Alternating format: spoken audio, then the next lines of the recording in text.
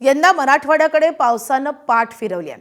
अर्धा जुलै महिना सरला तरीही अनेक भागात पाऊसच नाहीये। एल निनोच्या प्रभावामुळे मराठवाड्यातील अनेक भाग पावसाच्या प्रतीक्षेत आहेत।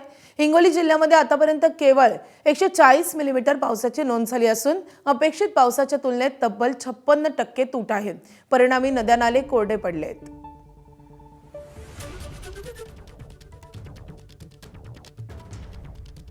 सध्या जुलै महिना सुरू झालेला आहे। जुलै महिन्याचा दुसरा आठवडा सुरू झाला तरी अपेक्षित पाऊस होत नाहीये। त्यामुळं हिंगोली जिल्हावासियांसह शेतकरी पुरते हैराण झालेले आहेत। ही अवस्था हिंगोली जिल्ह्याचीच नाही तर संपूर्ण मराठवाड्याची हीच अवस्था आहे। हिंगोली जिल्ह्यातल्या ज्या 3 नद्या आहेत त्या पूर्णपणे कोरड्या ठाक पडलेल्या आहेत। मी सध्या हिंगोली शहरालगत असलेल्या कयाधू नदी पात्रामध्ये आहे। हे कयाधू नदीचं पात्र आहे, पूर्णपणे नदी कोरडी ठाक पडलेली आहे। आपण ही बघू शकता, दूर दूरपर्यंत कयाधू नदीचं जे पाणी या नदीमध्ये असणं अपेक्षित होतं, परंतु कयाधू नदीमध्ये पाणीच नाहीये।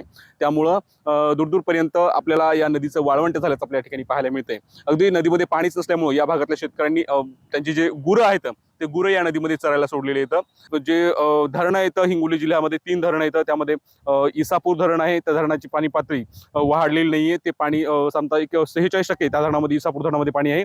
सिद्धेश्वर धरणाचं पाणी पातळी 0% येऊन पोहोचलेली आहे। त्याचबरोबर येलदरी धरणामध्ये फक्त 50% इतका पाणी साठा आहे।